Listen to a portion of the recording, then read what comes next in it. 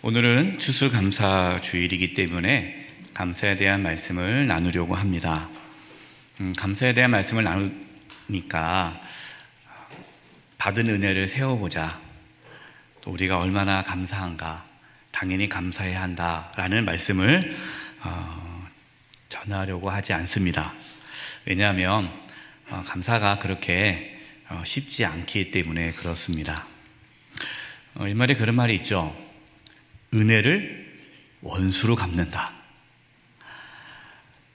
자녀를 위해 헌신하고 희생해도 그 자녀가 부모의 헌신과 사랑을 알지 못하고 부모의 가슴에 못을 박는 말과 행동을 얼마나 많이 합니까? 은혜를 원수로 갚는다는 말이 무슨 말입니까? 당연히 감사해야 할 일도 감사하지 않은 것이 우리의 모습이다라는 것이죠. 그런데 하물며 힘들고 어려운데 어떻게 감사할 수 있겠습니까? 데살로니가전서 5장 18절에 이렇게 말씀하고 있습니다. 범사에 감사하라. 이것이 그리스도 예수 안에서 너희를 향하신 하나님의 뜻이니라. 아멘. 아멘 할 수 있으세요?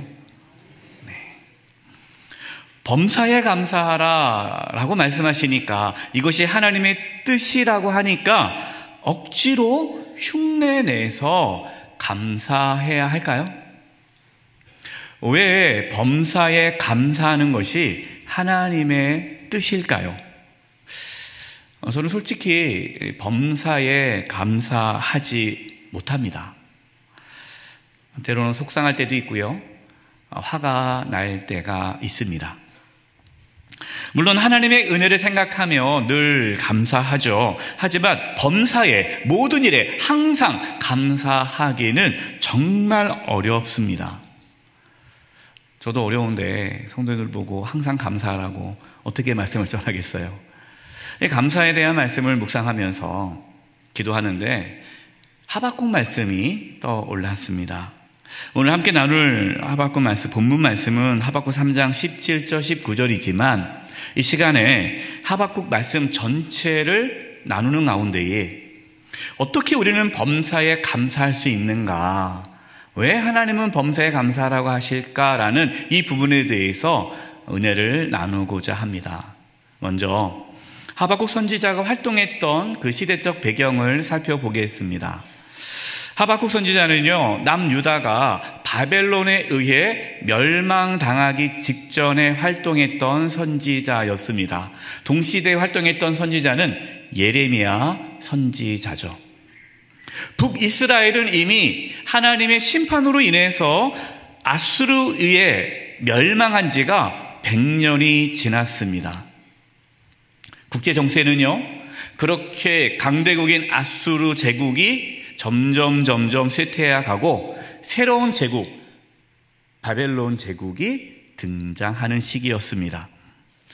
하나님의 심판으로 북이스라엘이 아수르에 완전히 멸망당했음에도 불구하고 남유다는 여전히 죄악이 가득했습니다. 특별히 예루살렘 성 안에는 하나님의 정의와 공의가 사라졌고 불의와 악이 가득했습니다. 하박국 선지자는 이러한 남유다의 암울한 현실을 바라보면서 하나님께 하소연합니다. 이것이 하박국 1장 2절과 3절인데요. 표준세 번역으로 읽어드리겠습니다. 살려달라고 부르짖어도 듣지 않으시고 폭력이다 하고 외쳐도 구해주지 않으시니 주님, 언제까지 그러실 겁니까? 어찌하여 나로 불의를 보게 하십니까? 어찌하여 악을 그대로 보기만 하십니까? 약탈과 폭력이 제 앞에서 벌어지고 다툼과 시비가 그칠 사이가 없습니다. 하박국 선지자는요, 이 암울한 현실 앞에서 감사할 수가 없었습니다. 왜 하나님 악인을 구원해 주지 않으십니까? 왜 하나님 악인이 형통합니까? 도대체 하나님께서는 왜 이러한 불의한 세상을 보시고 가만히 계십니까? 화가 난 거예요. 하나님은 하박국 선지자에게 남유다가, 이 죄악에 가득한 남유다가 바벨론에 의해 심판을 받을 것이다 라고 말씀해 주셨습니다. 하박국 선지자는요, 이 하나님 말씀을 듣고도 이해할 수가 없었습니다. 네, 하나님? 뭐라고요? 아니, 그 악한 바벨론 제국을 통해서 남유다를 심판하신다고요? 어떻게 그럴 수 있습니까? 남유다보다도 더 악한 나라가 바벨론인데 어떻게 바벨론 제국을 심판하지 않으시고 유다보다 더 악한 바벨론 제국을 들어서 남유다를 심판할 수 있습니까? 이거 하나님, 정말 하나님 공의가 맞습니까? 하나님 선하십니까? 이것이 옳은 겁니까? 라는 의구심이 들었습니다. 하박국 선지자는요, 하나님께 무조건 감사하지 않았습니다. 신앙적인 고뇌를 했습니다. 이러한 신앙적인 고뇌가 있어야 합니다. 우리가 살아가다 보면요, 이러한 신앙적인 고뇌가 있죠. 하나님의 선하심을 믿습니다. 하나님의 인도함도 믿습니다. 하나님의 주권도 믿습니다. 그런데 왜 내가 겪는 이 현실은 너무나 불이합니까? 왜 나에게 이러한 고통이 찾아옵니까? 하나님, 내가 뭘 잘못했다고 왜 나에게 이러한 어려움이 찾아옵니까? 우리의 가정에, 우리 개인에게, 또 이 나라 가운데에 왜 이러한 어려움이 옵니까? 하나님, 정말 살아계십니까? 라는 의구심이 들 때가 있다라는 것이죠. 사랑하는 성도 여러분, 이러한 신앙적인 고뇌는 불신이 아닙니다. 우리가 성숙한 믿음을 갖기 위해서라면 이러한 신앙적인 고뇌가 필요합니다. 그냥 하나님께서 감사하라 하니까, 범사에 감사하라, 이는 하나님의 뜻이다 하니까 감사해야지 뭐, 또 감사 안 했다가 무슨 일이 생기는 거 아니야? 하고 억지로 흉내내면서 감사하는 것이 믿음이 아닙니다. 신앙적인 고뇌를 할 수 있기를 바랍니다. 하박국 2장 1절입니다. 하박국 선지자는 이렇게 신앙적인 고뇌를 하였어요. 내가 내 파수하는 곳에 서며 성루에 서리라. 그가 내게 무엇이라 말씀하실는지 기다리고 바라보며 나의 질문에 대하여 어떻게 대답하실는지 보리라 하였더니, 이 부분이 중요합니다. 우리가 신앙적인 고뇌를 한다고 해서 하나님께 원망하고 불평하고 그렇게 살라는 뜻이 아닙니다. 주변 사람들에게 진짜 속상해 죽겠네, 도대체 나한테 왜 이런 일이 생기는 거야? 하나님이 살아계시기나 한 거야? 너무 세상이 불의하지 않아? 왜 기도해도 왜 세상이 변하지 않을까? 하면서 주변 사람들에게 불평하고 원망하면서 살라는 뜻이 아닙니다. 여러분, 그것은 신앙적인 고뇌가 아니라 그것은 원망이죠. 신앙적인 고뇌는요, 이해할 수 없는 그것을 끌어안고 하나님과 씨름하는 겁니다. 하나님, 왜 이런 일이 일어났습니까? 왜 나에게 이러한 일이 일어납니까? 왜 나에게 이러한 고통이 찾아옵니까?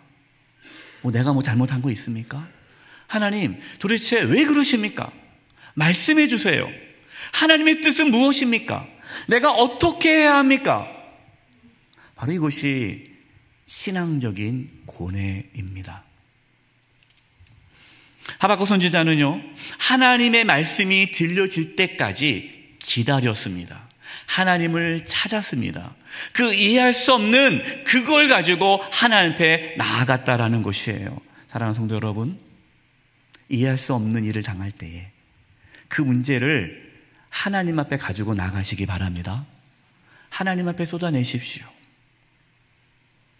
하나님께서는 하박국 선지자에게 말씀해 주십니다. 이것이 하박국 2장 3절이에요. 이 묵시는 정한 때가 있나니 그 종말이 속히 이르겠고 결코 거짓되지 아니하리라. 비록 더딜지라도 기다리라. 지체되지 않고 반드시 응하리라. 하나님은 하나님의 그 구원과 심판이 비록 더딜지라도 반드시 이루어질 것을 말씀하셨습니다. 하박국 선지자는 이해가 안 되죠. 왜 이러한 불의한 세상 가운데 하나님 가만 계십니까? 하나님이 가만 계신 것이 아니에요. 하나님의 때에 하나님의 방식으로 그 모든 것들을 이루어 가시는 겁니다. 더딜지라도 하나님의 뜻이 반드시 이루어진다는 것이죠. 저 악한 바벨론 제국이 많은 나라들을 침략하고 정말 짓밟고 악을 행하는데 어떻게 하나님 저 바벨론 제국을 내버려 두십니까? 아니다는 거죠. 저 바벨론 제국 내가 반드시 심판할 것이다. 악인이 형통한 것이 아니다. 악인은 반드시 심판을 받을 것이고 의인은 지금 잠시 고난을 당하나 의인은 반드시 구원을 받을 것이다. 더딜지라도 하나님의 뜻은 이루어진다.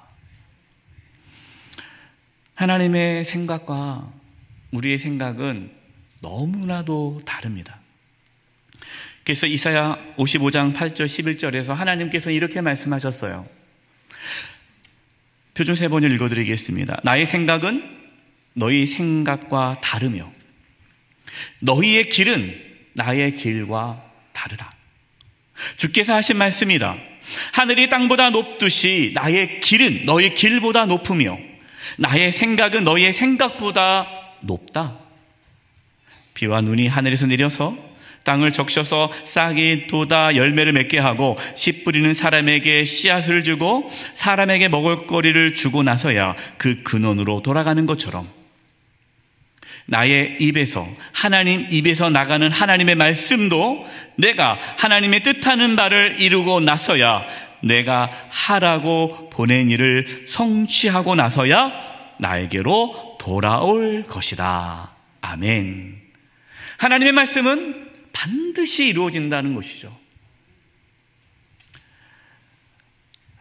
우리는 고뇌하는 가운데에 하나님과 씨름하는 가운데에 하나님의 말씀을 기다리면서 고뇌하는 그 과정 속에서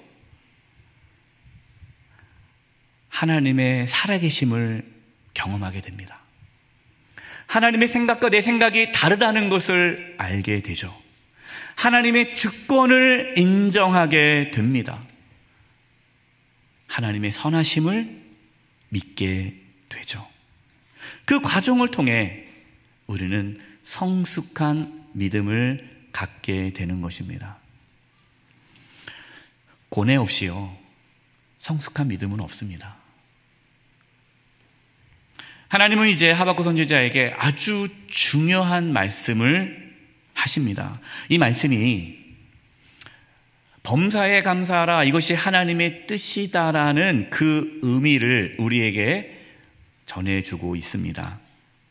하박국 2장 4절 말씀을 우리 같이 한번 읽어보겠습니다. 시작. 보라, 그의 마음은 교만하며 그 속에서 정직하지 못하나 의인은 그의 믿음으로 말미암아 살리라. 아멘. 악인은 어떻게 삽니까? 악인은 교만하고 정직하지 못하지만 의인은 어떻게 살라고요? 믿음으로 말미암아 산다 말씀하십니다.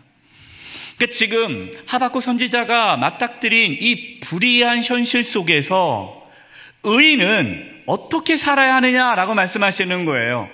의인은 단지 착하게 사는 사람, 선한 일을 많이 하는 사람, 하나님 보시기에 그것이 그 사람이 의인이 아니라 하나님 보시기에 의인은 믿음으로 사는 자가 의이다라고 말씀합니다. 그럼 여기서 믿음이 무엇일까요? 믿음. 여기서 믿음은 히브리어로 에무나라는 단어예요. 이 에무나라는 이 단어의 본뜻은요, 성실, 충성, 신실, 신뢰, 정직, 진실을 담고 있습니다. 그러니까 의인은 어떤 사람입니까? 의인은 착한 일을 많이 하고 예배를 잘 드리고 하나님께 예물도 잘 드리고 율법을 지키고, 물론 그 사람도 의인이겠지만, 그러나 하나님 보시기에 의인은 어떠한 상황에서도 절대적으로 하나님을 신뢰하는 사람, 그 사람을 의인이라고 보십니다. 어떠한 상황에서도 하나님을 신뢰하는 사람이에요. 이것이 믿음으로 사는 거예요. 그런데 여기서 믿음은 하나님과의 관계 속에서만 나타나는 태도가 아닙니다. 그러니까 믿음은 믿음으로 살아라, 의인은 믿음으로 살리라 라고 말씀하셨는데, 이 믿음으로 살라는 것은 어떠한 상황에서도 하나님을 절대적으로 신뢰하라 라는 말씀뿐만 아니라, 다른 사람과 관계 속에서 내가 모든 사람을 만날 때 그 누구를 만나도 진실하게, 정직하게 대하라 라는 말씀이에요. 이것이 믿음입니다. 내가 하나님께 예배를 드리고 하나님 앞에 충성하고, 그래도 우리가 사람들을 만났을 때에 진실하지 않으면, 정직하지 않으면, 신실하지 않으면 믿음으로 사는 것이 아니다라고 말씀하시는 거예요. 하나님은 하박국 선지자에게 믿음이 무엇인지 말씀해주고 있는 겁니다. 지금 남유다 백성들은 어떤 상황입니까? 하나님께 예배합니다. 하나님께 제사를 지냅니다. 11조 생활합니다. 하나님께 예물을 드립니다. 절기를 지킵니다. 그런데 하나님을 절대적으로 신뢰하지 않습니다. 하나님뿐만 아니라 다른 신도, 다른 우상도 섬기고 있는 거예요. 또한 예루살렘 성 안에는 거짓과 불의가 가득했습니다. 하나님을 믿는다고 하면서도 사람들에게 거짓을 말하고 속이고 착취하고 폭력을 일삼는 일이 너무 많았다는 거죠. 그것은 믿음이 아니다 라고 말씀하십니다. 하나님께서는 남유다를 심판하신다라고 말씀하시지만, 그 심판은요,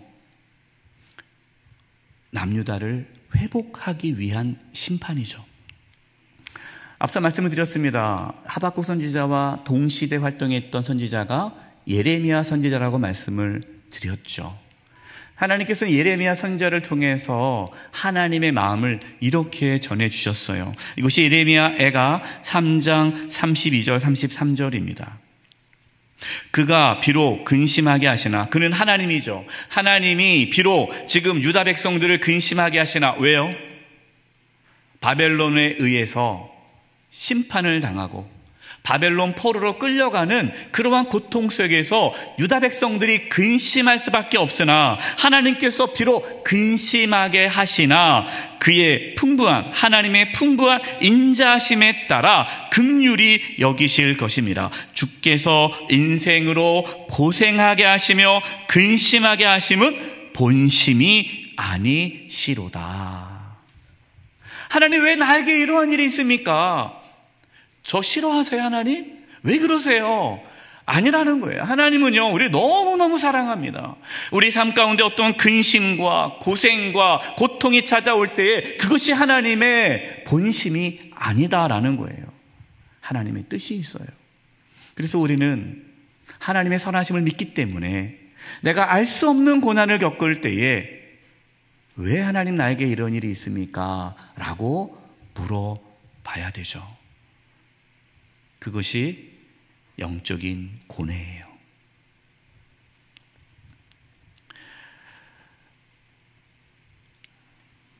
오늘 말씀의 제목이 무엇입니까? 오늘 말씀의 제목을 아십니까? 감사는 믿음의 열매입니다. 예요. 씨를 뿌려야 열매를 맺죠. 그러면 감사는 열매예요. 감사의 열매예요. 씨는요, 믿음입니다. 믿음의 씨가 뿌려져야 감사의 열매를 맺을 수가 있는 거예요. 근데 씨를 뿌리지 않았는데 어떻게 열매를 맺을 수 있겠습니까? 억지로 감사하는 것은요, 그것은 열매가 아니에요. 그건 가짜 열매예요. 가짜 열매. 진짜 열매는요, 억지로 감사하지 않습니다. 그러면 우리가 지금 범사에 감사하라, 이는 하나님의 뜻이다라는 말씀은 무슨 뜻일까요? 우리가 어떠한 상황에 처해 있어도, 내가 어떠한 암울한 현실 앞에 있을지라도 하나님을 신뢰하라, 하나님을 의지하라, 하나님을 믿으라, 그 뜻이에요. 하나님을 내가 신뢰하면, 하나님을 믿으면, 내가 믿음으로 살면, 믿음으로 씨를 뿌리면 감사의 열매를 맺을 수 있는 거죠. 그래서 범사에 감사하라, 이는 그래서 예수 안에서 너희를 향하신 하나님의 뜻이다라는 말씀이 이루어지는 것입니다. 하나님은 단지 감사를 요구하시는 게 아니에요. 하나님께서 우리에게 원하시는 것은, 하나님의 뜻은 우리가 믿음으로 사는 것입니다.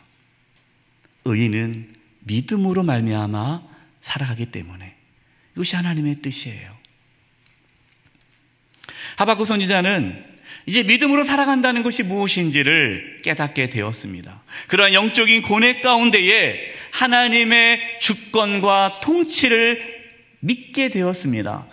내 생각과 하나님의 생각이 다르다는 것을 알게 되었습니다. 내 눈앞에 펼쳐지는 그 현실의 상황이 나의 기쁨과 나의 평안과 나의 감사의 조건이 아님을 깨닫게 되었습니다. 이제 하박국 선지자는 하나님을 보게 되었죠. 하나님을 바라보게 되었습니다. 그래서 이러한 고백을 하게 된 거예요. 하박국 3장 17절 18절입니다. 비록 무화과 나무가 무성하지 못하며 포도나무에 열매가 없으며 감람나무에 소출이 없으며 밭에 먹을 것이 없으며 우리의 양이 없으며 외양간에 소가 없을지라도. 그전에 어떻게 했어요? 하나님 너무한 거 아닙니까? 라고 했는데 이제는요 18절, 나는 여호와로 말미암아 즐거워하며 나의 구원의 하나님으로 말미암아 기뻐하리로다. 아멘. 바로 이것이 믿음의 열매로 나타난 감사입니다. 감사는 믿음의 열매다라는 것을 보여준 성경의 인물들이 참 많죠. 말씀을 묵상하다가 두 사람이 떠올랐습니다. 첫 번째 사람은 욥이었어요. 욥 보십시오. 욥은 까닭없이 고난을 당했습니다. 잘못하지 않았는데 고난이 찾아왔어요. 근데 그 고난은 상상할 수 없는 고난이죠. 끔찍한 고난입니다. 그 고난 앞에 욥이 어떻게 하나님 앞에 반응했습니까? 하나님께 원망했습니까? 아니요, 원망하지 않았어요. 이렇게 얘기했어요. 주신 자도 여호와시요 취하신 자도 여호와시니 내가 주님을 찬양합니다. 하나님 앞에 범죄하지 않았다라고 말씀하고 있습니다. 그런데 시간이 지나는데도 여전히 이 고난이 끊어지지가 않아요. 더 힘든 건 뭡니까? 주변 사람들이, 친구들이 이렇게 얘기합니다. 너 분명히 죄진 거 있을 거야. 하나님께서는 죄 안 지었는데 그렇게 심판하지 않아. 분명히 네가 모르는 죄가 있을 거야. 그러니까 빨리 회개해. 친구들이 속을 뒤집어 놨어요. 아무리 생각해도 나는 죄진 게 없는데 정말 억울한 거예요. 나보다 훨씬 죄를 많은 지은 사람은 배불리 잘 먹고 잘 사는데 왜 나에게 이러한 끔찍한 고난이 옵니까? 하나님께 원망하기 시작합니다. 욥이 영적인 고뇌를 하기 시작한 거죠. 이 영적인 고뇌의 시간을 통해 욥은 하나님의 말씀에 귀를 기울입니다. 하나님의 뜻을 찾습니다. 도대체 왜 하나님 나에게 이러십니까? 말씀 좀 해주세요. 그 오랜 영적인 고뇌의 시간 가운데에 하나님께서 욥을 만나십니다. 욥에게 말씀하십니다.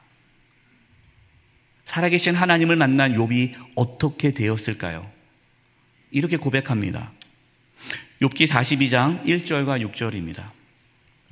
욥이 여호와께 대답하여 이르되 주께서는 못하실 일이 없사오며 무슨 계획이든지 못 이루실 것이 없는 줄 아오니 무지한 말로 이치를 가리는 자가 누구니이까? 나는 깨닫지도 못하는 일을 말하였고 스스로 알 수도 없고 헤아리기도 어려운 일을 말하였나이다. 부끄러운 거예요. 내가 하나님 앞에서, 사람들 앞에서 이게 뭐냐, 이거는 불의하지 않냐, 왜 하나님께서 나에게 이렇게 하시느냐, 하나님께 항변하고 그랬던 것이 너무나 부끄러운 거죠. 4절, 내가 말하겠사오니 주는 들으시고 내가 죽게 묻겠사오니 주여 내게 알게 하옵소서. 5절, 내가 죽게 대하여 귀로 듣기만 하였사오나 이제는 눈으로 주를 배움나이다. 그러므로 내가 스스로 거두어드리고 티끌 가운데, 잭 가운데 회개하나이다. 아멘. 욥은요, 그 영적인 고뇌하는 가운데에 살아계신 하나님을 만났습니다. 창조주 하나님을 만났습니다. 생사화복을 주관하시는 하나님을 만났습니다. 하나님의 통치와 다스림을 보았습니다. 그러자 성숙한 믿음을 갖게 되었고 그 믿음으로 하나님 앞에 경배와 찬양, 감사를 드릴 수 있었어요.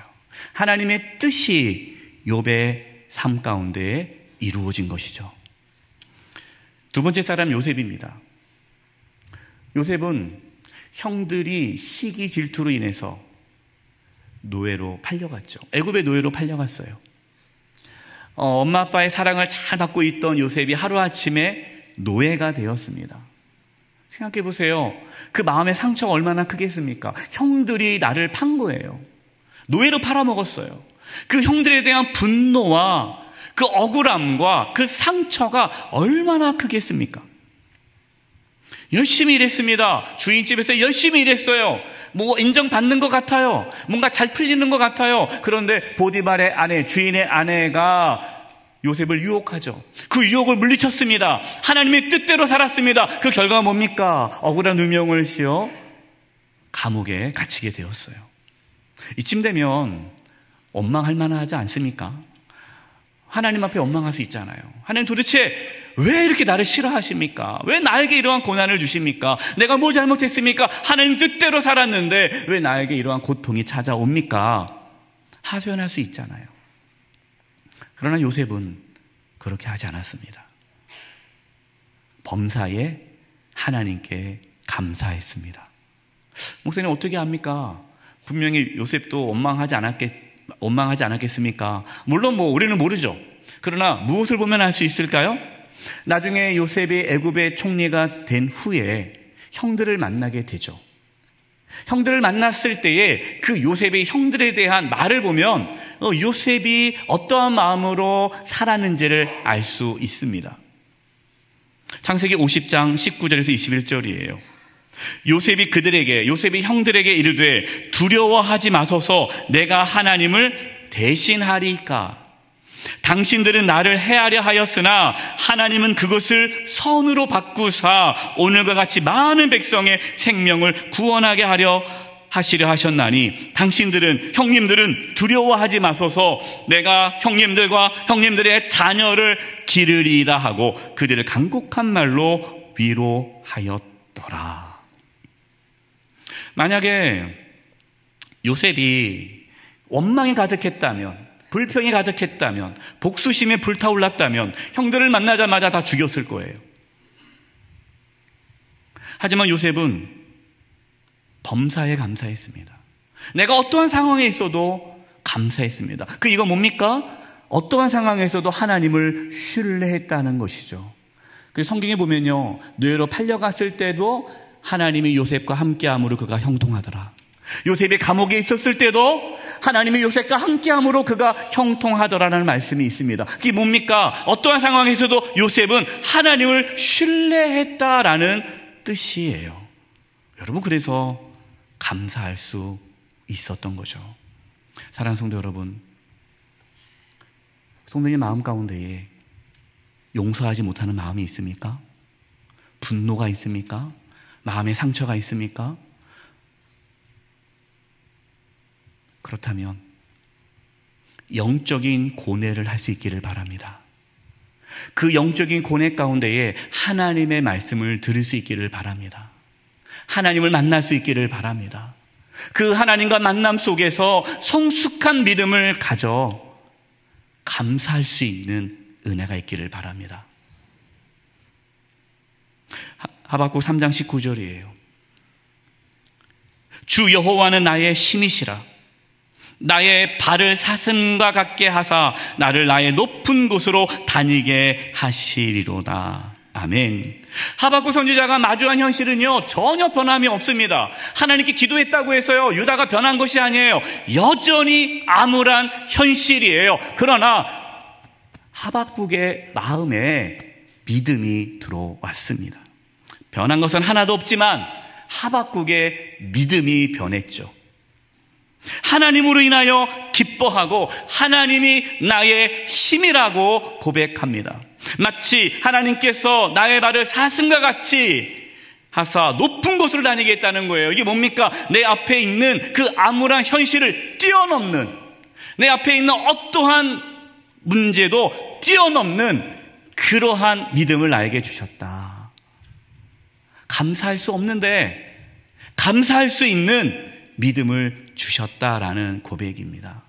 사랑하는 성도 여러분, 감사는 억지로 하면 안 돼요. 감사는 흉내내는 게 아닙니다. 감사는 믿음의 열매입니다. 하나님 앞에 씨름하십시오. 어떤 문제가 있습니까? 고뇌하십시오. 하나님의 말씀을 찾으십시오. 하나님을 구하십시오. 그래서 하박국 선지자가 하나님을 만나 믿음의 고백으로 감사했듯이 저와 여러분도 믿음의 고백으로 감사가 넘치는 삶을 살아갈 수 있기를 주님의 이름으로 축원드립니다. 기도하겠습니다. 하나님 아버지, 저희들에게 믿음을 부어주셔서 범사에 감사하라. 이는 예수 그리스도 안에서 너희를 향하신 하나님의 뜻이다라는 말씀이 이루어지게 해 주시옵소서. 예수님의 이름으로 기도드립니다. 아멘.